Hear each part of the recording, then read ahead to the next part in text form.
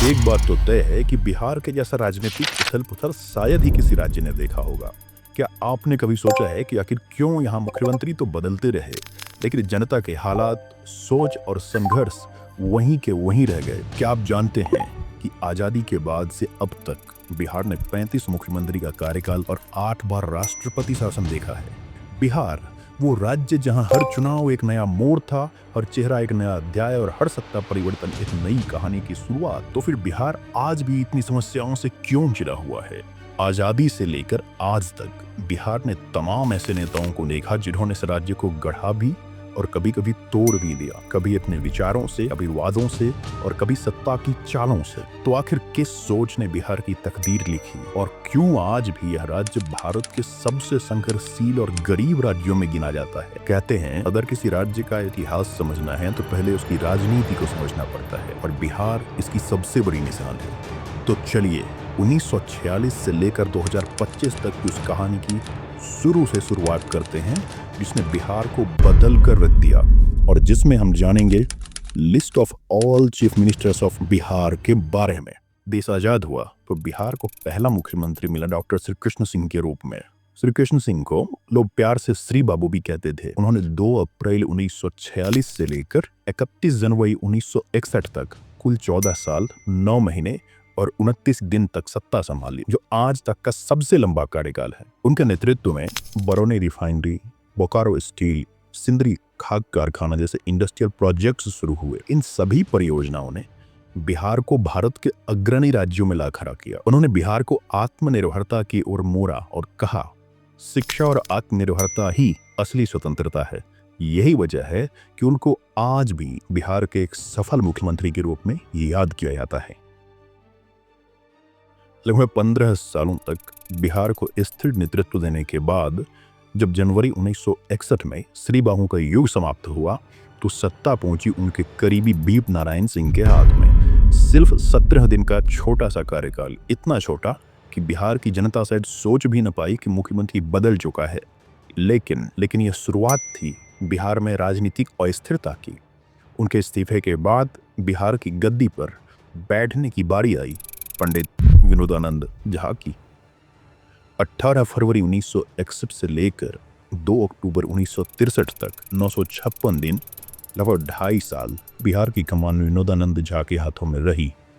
वे शांत, सधे हुए और कर्मठ प्रशासक थे। उन्होंने प्रशासन में स्थिरता की झलक तो दी, लेकिन कांग्रेस के भीतर गुटबाजी गहराती चली गई, और जैसे ही असहमति चरम पर पहुंची तो उन्हें कुर्सी गंवानी पड़ी और कुर्सी के नए दावेदार बने केबी सहाय। केबी सहाय 2 अक्टूबर 1963 से लेकर 5 मार्च 1967 तक लगभग 3 साल 5 महीने और 3 दिन बिहार के मुख्यमंत्री रहे। वो एक फ्रीडम फाइटर होने के साथ साथ गांधीवादी नेता थे। हालांकि उन्होंने कृषि और पंचायती सुधारों को आगे बढ़ाया, लेकिन 1967 आते आते जनता अब बदलाव के लिए तैयार थी, और इस बदलाव ने बिहार की कुर्सी पर बिठाया बिहार के पहले गैर कांग्रेसी मुख्यमंत्री महामाया प्रसाद सिन्हा को। महामाया प्रसाद सिन्हा 5 मार्च 1967 से लेकर 28 जनवरी 1968 तक लगभग 10 महीने 23 दिन के लिए बिहार के मुख्यमंत्री रहे। पर इतिहास में नाम उन्होंने इस तरह अमर कर लिया कि कांग्रेस के वर्चस्व को तोड़कर सत्ता संभाली, जो उस समय बहुत बुरी बात थी। लेकिन गठबंधन की कमजोर डोर ज्यादा दिन नहीं टिक सकी। महामाया प्रसाद सिन्हा की सरकार गिरी और अगले मुख्यमंत्री बने सतीश प्रसाद सिंह, बिहार के इतिहास में सबसे छोटे कार्यकाल वाले मुख्यमंत्री। सतीश प्रसाद सिंह 28 जनवरी 1968 से लेकर 1 फरवरी 1968 तक सिर्फ 4 दिन के लिए मुख्यमंत्री रहे। इतना छोटा कार्यकाल कि बिहार की नौकरशाही ने शायद पूरी तरह महसूस भी नहीं किया होगा, ठीक से पहचाना भी नहीं हुआ। लेकिन राजनीति का खेल जारी था और अब बारी आई बीपी मंडल की। हालांकि ये शायद आप भी नहीं जानते होंगे कि बीपी मंडल को मुख्यमंत्री बनना था, लेकिन कुछ कानूनी प्रावधानों की वजह से, कानूनी समस्याओं की वजह से महज 4 दिन के लिए सतीश प्रसाद सिंह कुर्सी पर बिठाए गए थे। खैर, बीपी मंडल मुख्यमंत्री बने। 1 फरवरी 1968 से लेकर 22 मार्च 1968 तक बिहार की मुख्यमंत्री के कुर्सी पर वो रहे। बतौर मुख्यमंत्री उनका कार्यकाल छोटा था, लेकिन नियति ने इन्हें बड़ी भूमिका मंडल आयोग के अध्यक्ष के रूप में दी, जिसमें ओबीसी के लिए रिजर्वेशन का रिकमेंडेशन हुआ और बाद में वीपी सिंह की सरकार ने इस रिकमेंडेशन को लागू भी किया। इस एक चीज ने भारतीय राजनीति और समाज की दिशा बदल दी। हालांकि उसके बाद 29 जून 1968 से लेकर 26 फरवरी 1969 तक बिहार में राष्ट्रपति शासन लागू रहा, जो कुल 7 महीने 28 दिन के लगभग चला और अगले मुख्यमंत्री बने हरिहर सिंह। वैसे अगर अब तक आपने विकी टेल्स को सब्सक्राइब नहीं किया है तो अभी कर लीजिए, क्योंकि आगे जो आने वाला है वो और भी दिलचस्प है। हरिहर सिंह 26 फरवरी 1969 से लेकर 22 जून 1969 तक लगभग 3 महीने 26 दिन बिहार के मुख्यमंत्री रहे। उन्होंने प्रशासनिक सुधार की कोशिश की, लेकिन गठबंधन के समीकरण को नहीं बचा पाए। कुर्सी ने उन्हें भी अलविदा किया और फिर सत्ता पहुंची भोला पासवान शास्त्री के पास। भोला पासवान शास्त्री अपने पहले कार्यकाल में 22 जून 1969 से लेकर 4 जुलाई 1969 तक बिहार के मुख्यमंत्री रहे।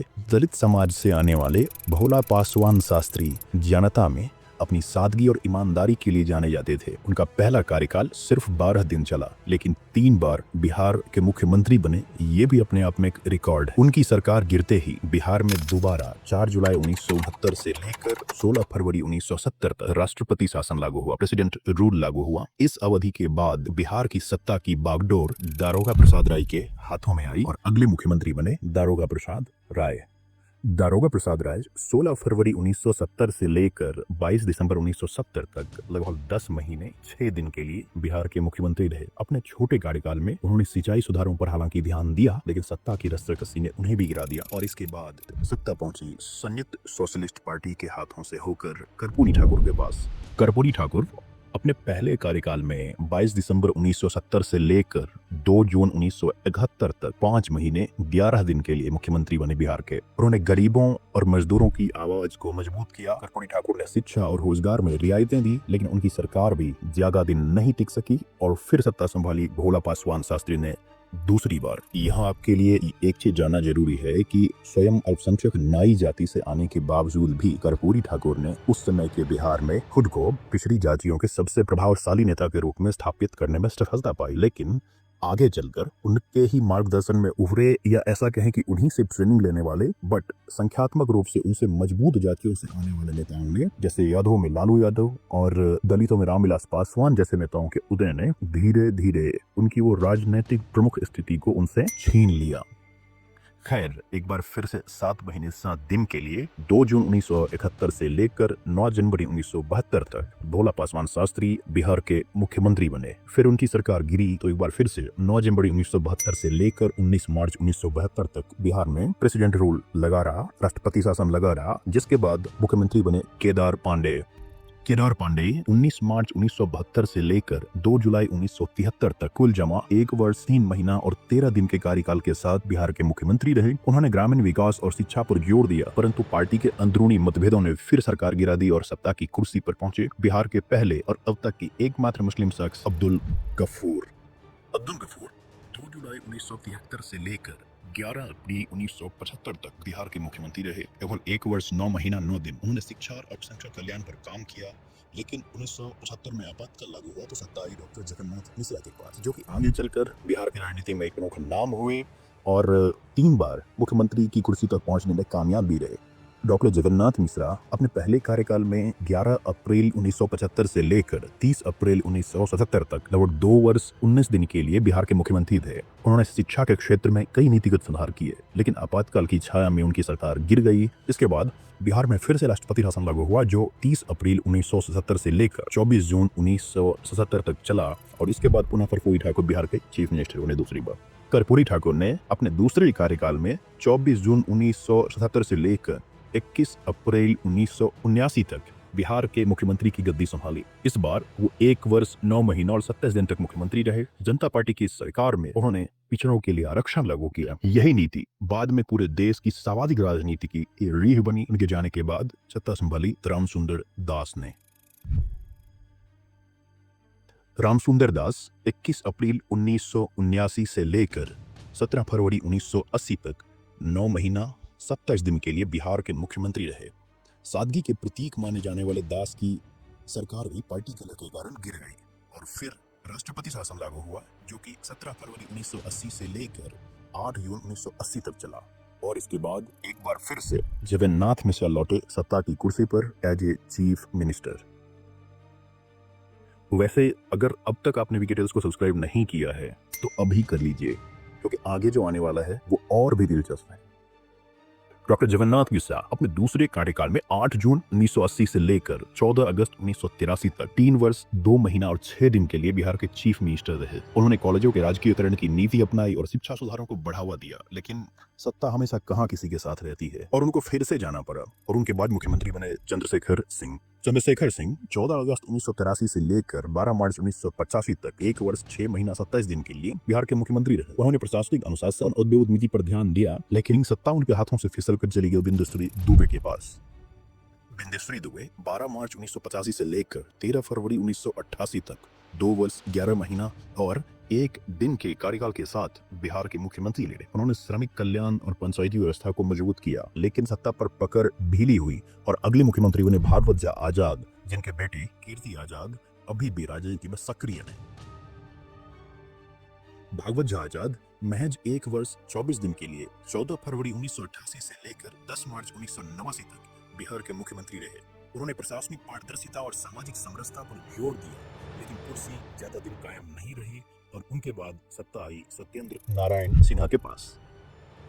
सत्येंद्र नारायण सिन्हा 11 मार्च 1989 से लेकर 6 दिसंबर 1989 तक 8 महीना 25 दिन बिहार के मुख्यमंत्री रहे। वो आपातकाल विरोधी छवि के लिए जाने जाते थे, लेकिन ज्यादा दिन तक कुर्सी पर टिक नहीं पाए और उनके बाद एक बार फिर सत्ता आई जगन्नाथ मिश्रा के पास तीसरी बार।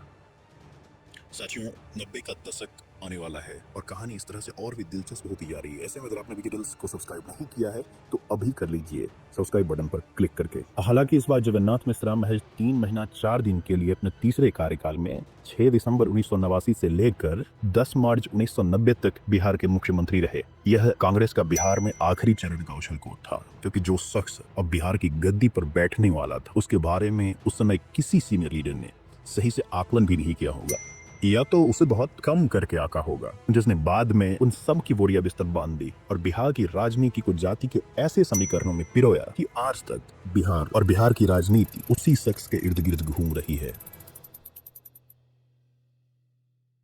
जी हाँ, आज भी, क्योंकि मंच पर पहुंच चुके थे लालू प्रसाद यादव। लालू प्रसाद यादव अपने पहले कार्यकाल में 10 मार्च 1990 से लेकर 28 मार्च 1995 तक 5 वर्ष 18 दिन बिहार के मुख्यमंत्री रहे। राज अब पिछड़ों का होगा, इस नारे के साथ उन्होंने एक नई सामाजिक न्याय की राजनीति को जन्म दिया। वो जनता से सीधे जुड़ने वाले नेता बने और एक तरह से काफी दिनों बाद एक स्थिर सरकार बनी। लेकिन चारा घोटाले ने उनकी सामाजिक प्रयोगों की लोकप्रियता को गहरी चुनौती दी। सरकार पर दबाव बढ़ा और उनके पहले कार्यकाल के तुरंत बाद 28 मार्च 1995 से लेकर 5 अप्रैल 1995 तक बिहार में 8 दिनों के लिए प्रेसिडेंट रूल लगा। लेकिन उस समय वो अपने उरूज पर थे और एक बार फिर से लालू प्रसाद यादव अपने दूसरे कार्यकाल में 4 अप्रैल 1995 से लेकर 25 जुलाई 1997 तक 2 वर्ष 3 महीना 22 दिन के लिए बिहार के मुख्यमंत्री बनने में कामयाब रहे।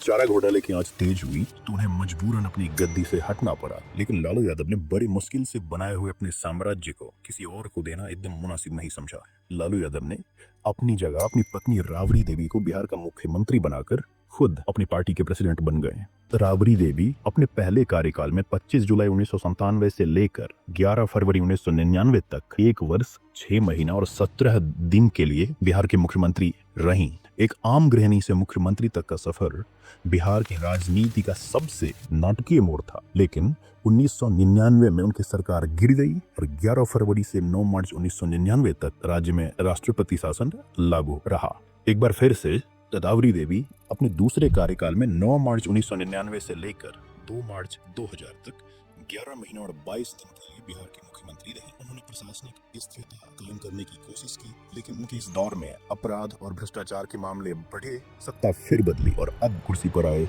नीतीश कुमार। पहली बार सिर्फ 7 दिन के लिए नीतीश कुमार अपने पहले कार्यकाल में 3 मार्च 2000 से लेकर 10 मार्च 2000 तक बिहार के मुख्यमंत्री बने।